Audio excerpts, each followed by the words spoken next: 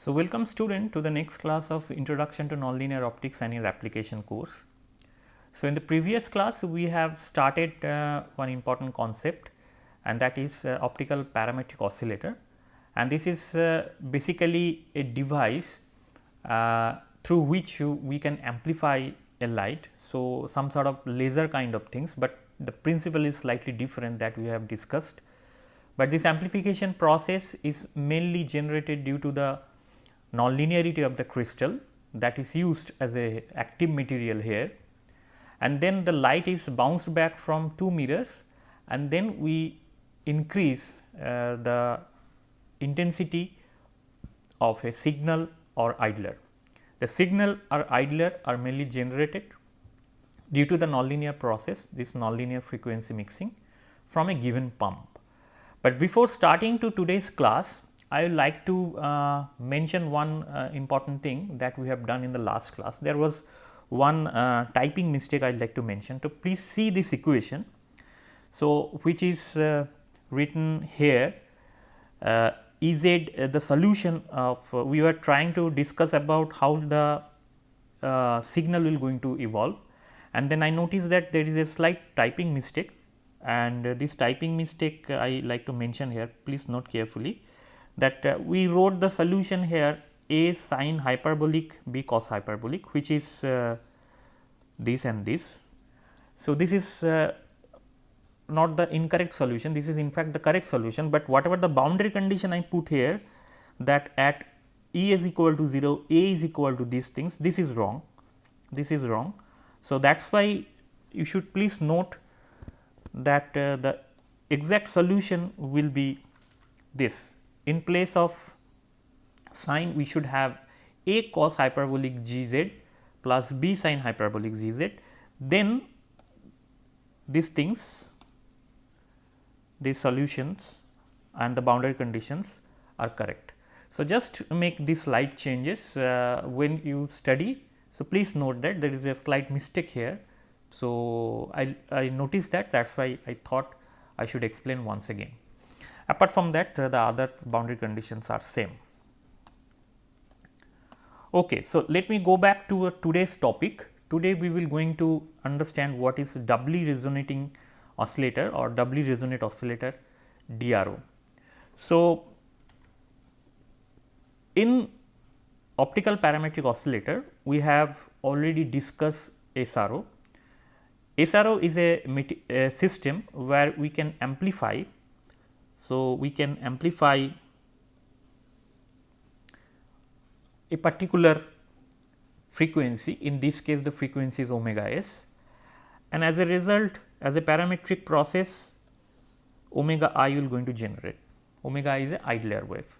So, only signal is going to resonate, but the mirror, the reflectivity mirror is fixed in such a way that this omega s will make a round trip, the field associated with omega s is make a round trip, and it will going to amplify accordingly. But for doubly resonant oscillator, what happened is both the field associated with frequency omega s and omega I will going to amplify. So, here instead of vibrating one particular wavelength or frequency, we have two wavelengths that will going to resonate together. So, signal and idler both will going to resonate. So, since both are going to resonate or both are going to make an oscillation, so we call it a doubly resonant oscillator or DRO. So, essentially the difference between these two, in a singly resonant oscillator only one wavelength will going to oscillate, and we call this wavelength as or the frequency as omega s or signal frequency.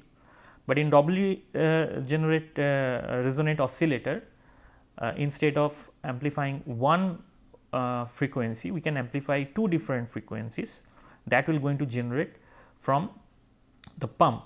But for both the cases, the condition, the primary condition omega p is equal to omega s plus omega I, that will remain same. So, omega s and omega I together generate omega p, that is the pump.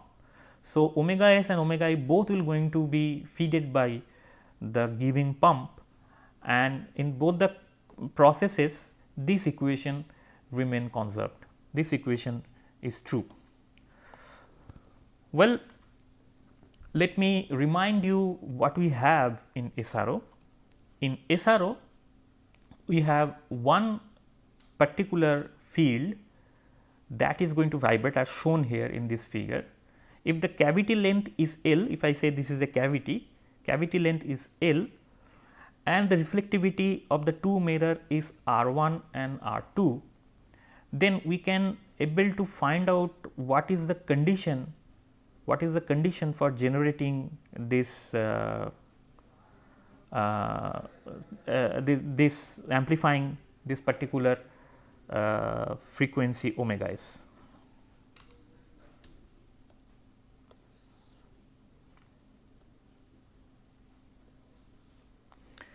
And the G value, which is related to the pump amplitude or the pump intensity, it should have a threshold value, and this threshold value should be equal to this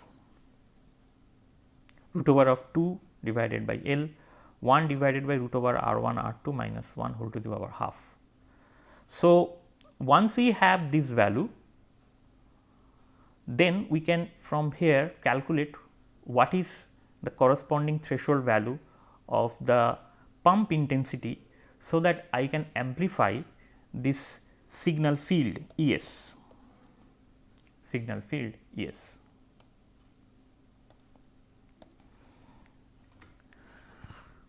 In doubly resonant oscillator in DRO, as I mentioned, two field which is associated with frequency omega s and omega I, signal and idler, both will going to amplify. So, omega s and omega I, these two field E s or E I in terms of field notation. So, there should be few modes that will going to vibrate. So, we know that these modes can be calculated by the boundary conditions or the conditions that we imposes, and in a cavity we always do that if this is a cavity, there are few modes that will going to vibrate and there is some boundary condition, and this is for example, this optical length L multiplied by N, this length has to be the length of the integer lambda by 2, because if you see that here we have mode where these 2 points are fixed points. So, this is the frequency that will going to vibrate inside this cavity, and that is why we will going to generate this kind of equation. And from this kind of equation one can have the value of lambda for which it will going to vibrate. There are other modes also possible. For example, this is a mode that will also going to vibrate, this is another mode that also going to vibrate. So, these are the typical figures of the mode in a cavity where these 2 points are fixed point, and for these 2 fixed points we can have the amplitude 0, and this is the condition to have the modes for which it will going to vibrate. Now, if I apply this condition, then we will going to find out the explicit value of the frequency omega s and omega I. This frequency omega s and omega I are now depends on some integers m and p. So, for different values of m we will have different modes that will going to vibrate, or in principle that are allowed modes that will going to oscillate. For omega I also I can find out a similar kind of expression, and only change if you notice is here in the refractive index. Pi is a constant, c is a constant, L is a cavity length which is also constant. Only thing that will going to change in these two cases are the corresponding refractive index, because refractive index of the frequency omega s and the refractive index of the frequency omega I, they are not same, they are different. So, all cases in these two cases these are the allowed mode that will going to vibrate inside the cavity, but this equation has to be maintained each and every time. That is one thing, and also one can, from this expression one can find out one thing, that is what is the frequency spacing between two modes, because two modes will going to vibrate, and if I want to find out what is the corresponding frequency spacing, then we can write it as omega delta omega s is basically omega s m plus 1 minus omega s m, which is m plus 1 pi c n s l minus m pi c n s l, and from these two we can have pi c n s l. This is the frequency spacing between two oscillatory mode that is allowed. So, there are many oscillatory modes that would be there in this cavity, and for these modes there is a corresponding frequency spacing, and this frequency spacing is represented by pi c divided by NLS. So, this is the frequency spacing between two corresponding modes. So, now C value is constant, which we know 3 into 10 to the power 8 meter per second, pi is also constant 3.14, Ns is the refractive index of the material. So, if it is a nonlinear crystal, a different kind of nonlinear crystal has different refractive index. So, suppose it is 2.1 or 2.3 and L is a value say few centimeters, then putting all this value one can understand what should be the frequency spacing between these two modes that are allowed to vibrate. So, this calculation is easy and one can understand that what should be the order of this frequency spacing by just putting a suitable value here.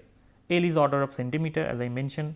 So, delta omega s is equal to pi c n s l, c is 3 into 10 to the power 8 meter per second, Ns is of the order of say 2.1, L is a length which is say a few centimeters, say 1 centimeter order, and then if I put, and pi is 3.14, if I put these things here, then we can readily find out what should be the frequency spacing. And unit wise also you can see that C is a unit of meter per second, pi and n is dimensionless, L is a unit of meter. So, meter will cancel out, we will have in the unit in terms of hertz. So, the next that we will going to find is operational mechanism in DRO. So, let us understand the left hand figure what we are showing, that once the pump is launched here, the signal and idler are generated. Pump is launched and signal and idler are generated. When the signal and idler are generated, that means it should grow from a value, input value, and both are amplified. So, that is the thing. So, signal and idler both are resonant and they are going to generate inside the system, and they will generate from a given initial value. If the given initial value is ES 0 for this case, that is at z equal to 0, and EI 0 that is at z equal to 0, so both of these things are going to evolve. So, ES is a function of z and EI is also a function of z, and both will going to evolve. So, this evolution we need to find out what should be the equation of this evolution. Both the cases again, how these two frequencies will generate will be governed by this master equation omega p is equal to omega s plus omega I. In order to understand how these two fields will going to evolve inside the material, nonlinear material, which we will going to use as active material in DRO, we need to just solve these two differential equations that we have been solving for last few classes. These two differential equation is under the condition delta k is equal to 0. So, delta k is equal to 0 is the condition for which I can write these two equations. And now, d2 Es dj square is I k s E p multiplied by the derivative of this quantity, and this derivative of this quantity can be represented here with a star. So, that is a minus I k I E p star E s one can write. This treatment we have done in the previous class also. And then we will find kappa s kappa I E p square E s, which is a constant, this portion is a constant, and finally we come to this equation that we have shown in the previous class also. So, this is the evolution equation of E s. Now, in this particular situation we need to put some boundary condition, and this boundary condition basically give us the idea how these two fields are generated. So, if I write the solution, please note the solution as I mentioned at the beginning of the class, the solution is A cos hyperbolic plus B sin hyperbolic gz. This is a general solution. So, if we consider this is a general solution, then in the next we will like to put the boundary condition to figure out what is A and B. The boundary condition is this problem is slightly different, because if you carefully note what is going on, then we can see this is the structure, E p is generated and E s and E i, E p is launched and E s and E i is generated, and this is z equal to 0 point and z equal to L point. At z equal to 0, what happened? E s 0 is non-zero and E i 0 is also non-zero. So, they should have some value. This value I called E s 0 at z equal to 0 and E i 0 at z equal to 0. So, both the cases we find the input value is non-zero. Since E s and E i both are 0 at z equal to 0 point, the solution, the form of the solution is slightly different that we have achieved in the previous class. So, here we will calculate in detail. So, this is my solution. Boundary condition E s at z equal to 0 suggests that it is equal to E s 0, which is equal to A, and this is my E s 0. This is first. Second thing is E i 0 is E i 0. That means, at z equal to 0, the value of idler field is E i 0. If I want to find B, then what we should do? We should make a derivative and find out what is the value at z equal to 0 of the derivative, the standard procedure. When we do, then we put this value, and this value basically give me one expression B g, because when I make a derivative of this quantity and put z equal to 0, then the term associated with cos will cancel out, the term associated with B gives me B g, and when I put g equal to z equal to 0, the cos term here which is coming after derivative will cancel out, and we will get B g is equal to I kappa E p and E i 0 star. So, B is basically this quantity and this quantity. So, 1 divided by g multiplied by I kappa is E p E i 0 star. Since E i at z equal to 0 is non-zero, we will have B is a non-zero term. If you remember the previous calculation that how E s will going to evolve in this kind of parametric process, then it is simply A cos hyperbolic of g z. It is just this kind of expression we derived, but in that case we considered that E i was not there at z equal to 0 point, but since E i is there, So, our solution will be simply this ES 0 sin hyperbolic ZZ plus I root over of kappa S kappa I this. So, A and B I evaluate and we find a most general solution, which is this. Again I am making a mistake, this has to be cos hyperbolic and this has to be sin hyperbolic according to the solution.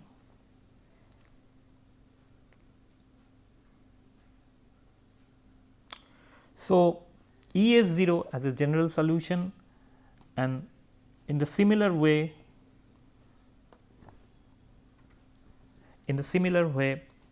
we can also find the solution for ES for EI. After having the solution for ES, we can readily find out what is the solution of EI, and there are two ways to find out.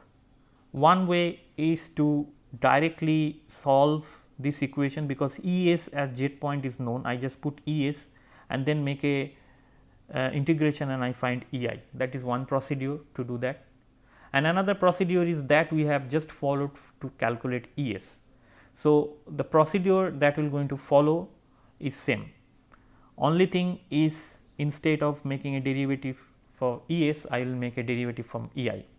So, when you make a derivative from EI, so this two derivative gives me I k I E p and this derivative,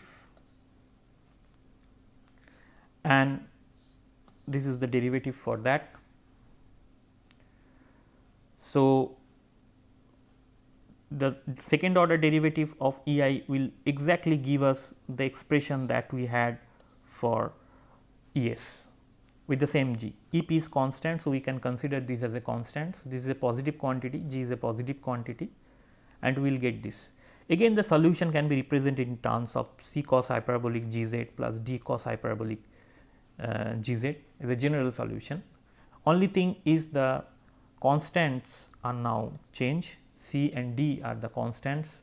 It is previously used at A and B, and it is now changed. So, once we do this, the next thing is to put the boundary condition, and once I put the boundary condition, exactly the similar process that we have done in the previous calculation. So, EI at comes out to be D, because when I put z equal to 0, then this quantity will not be there, and cos hyperbolic will be 1 at z equal to 0. So, D will be the value at EI z equal to 0 point. So, this is a constant and I find D equal to EI 0. ES 0 is ES 0, ES at z equal to 0 is ES 0, that we also considered in the previous calculation, and then ds dz at z equal to 0, that is the derivative. When I make a derivative of this, I will have I kappa s E p ES 0 star, and Cz is equal to this quantity, because when I make a derivative of this quantity become dEI dz.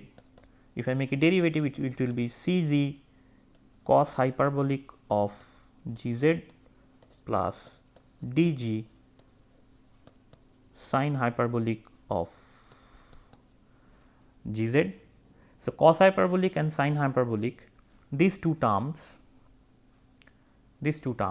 at z equal to 0, if I put z equal to 0, will become Cz and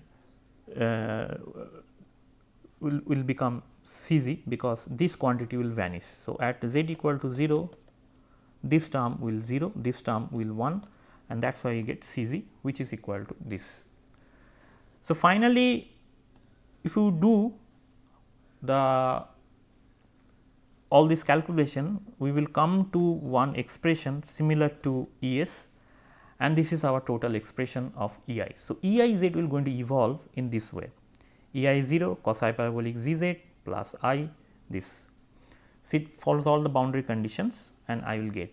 So, now ES and EI, the explicit form of both these two fields are now known to us. So, let us now summarize whatever the calculation we have. So, the summarized calculations suggest that if I launch an EP inside the system, then what happened? So, if I launch an EP inside the system, then what happened?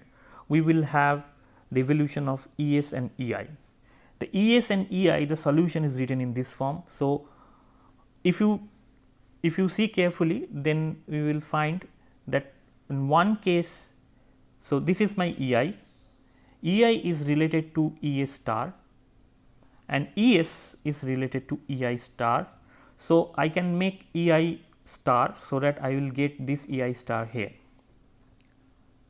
and from this solution I can write a matrix form of ESZ EIZ. That means, this is whatever the field of ES and EI at Z point, and it is related to what is the field at Z equal to 0. So, if I know the value of this point, I can know the value of this point of ES and EI with this matrix form. We just simply need to, so if I make a vector form, so ES and EI are forming a vector, I write E bar, which is equal to sum M, which is this matrix E bar 0.